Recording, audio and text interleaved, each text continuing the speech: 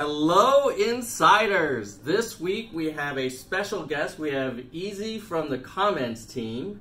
Easy, you actually have some history with the studio beta.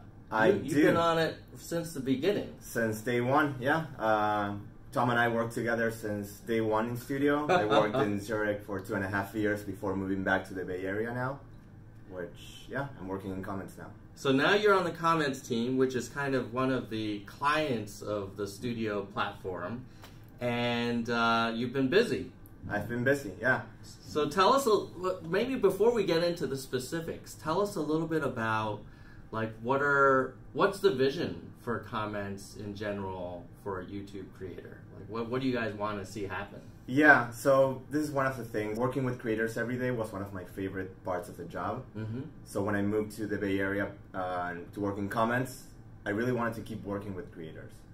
And what I've noticed is that for creators that get a ton of comments, it's very difficult for them to manage comments at scale. Mm-hmm. When you're just getting started and you get 1 or 2 comments every week, it's pretty easy to respond to everything. Every one, you just reply. You can just read everything and reply to everything. Yeah.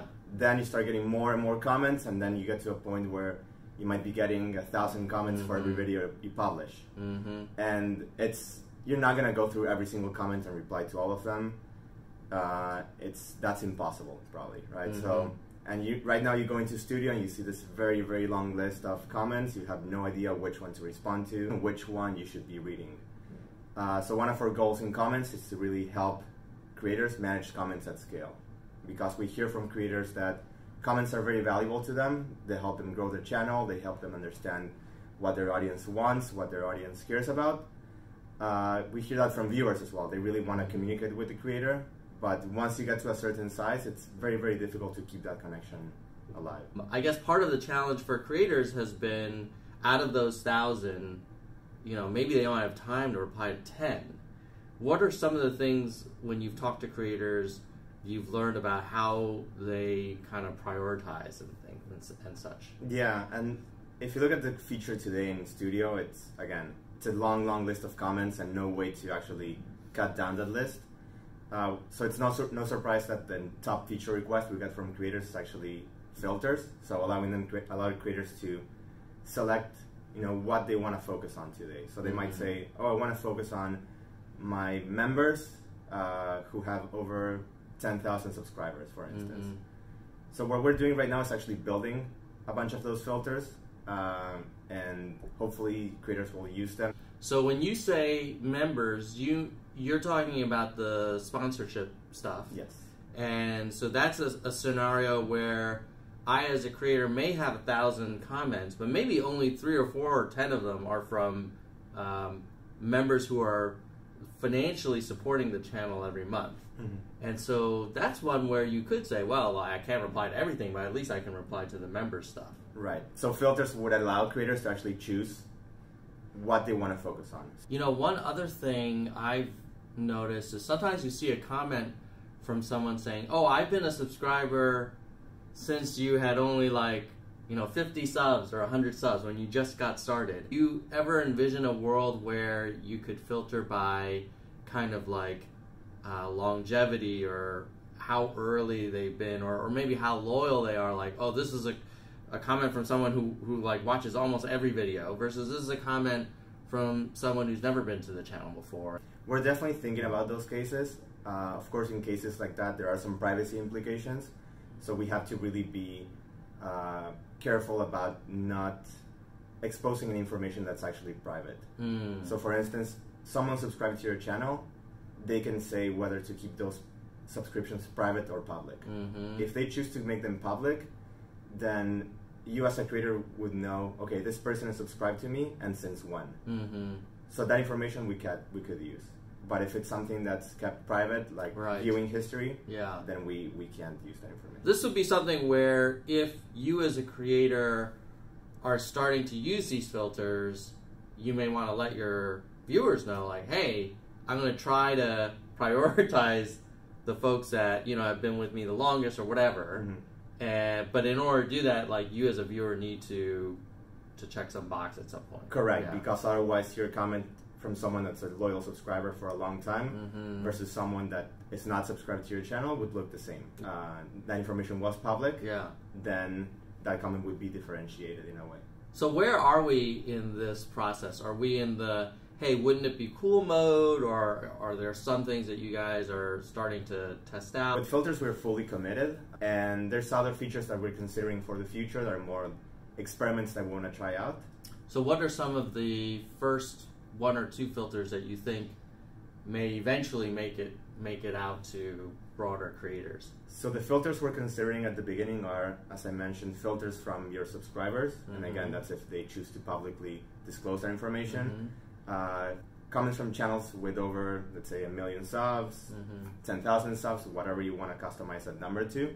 So this is for comments from people who have their own channel that have a ton of subscribers. Correct. Okay, these are like the influencers. For instance, right? So you might be starting out and you might care more about channels that have 1,000 subs, but now that you have almost 200,000 subscribers on your channel, you might care about 1 million or more. So we let you customize that number so you choose who to focus on. Okay.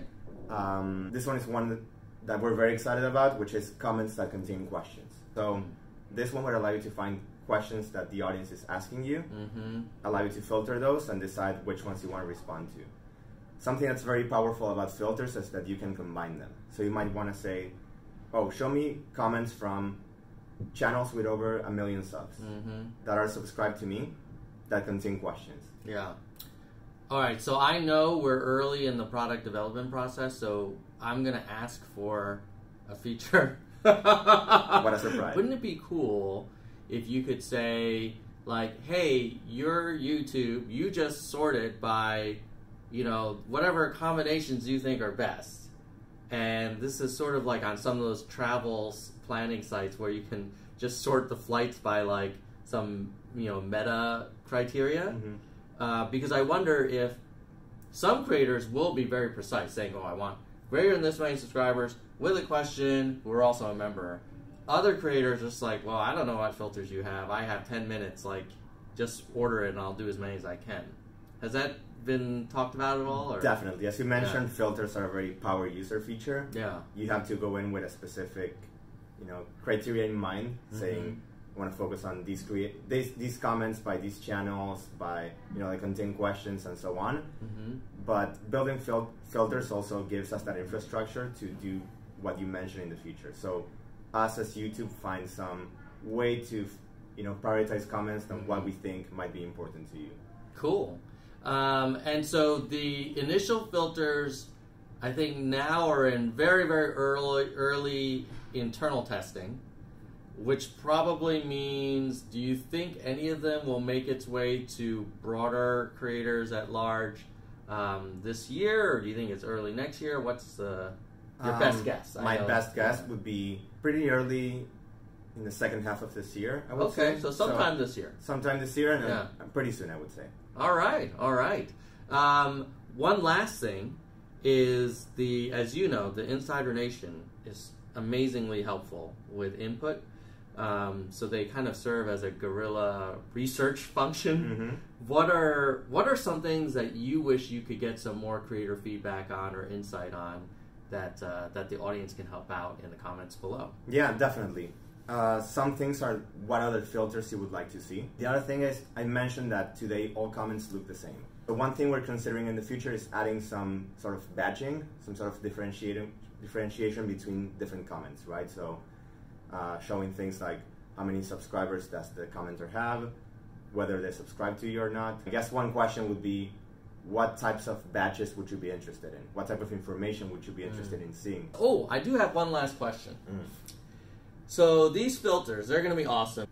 How many of those filters will be available in Classic Studio? None. 0. Leave comments below. Let us know, you know, what you're interested in and what you liked and didn't like about these new features. If you have suggestions for Easy and his team. And if this is the first time you're looking at this video, don't forget to subscribe. And hit the bell so you'll be the first to know about new stuff for creators from YouTube. Keep it real.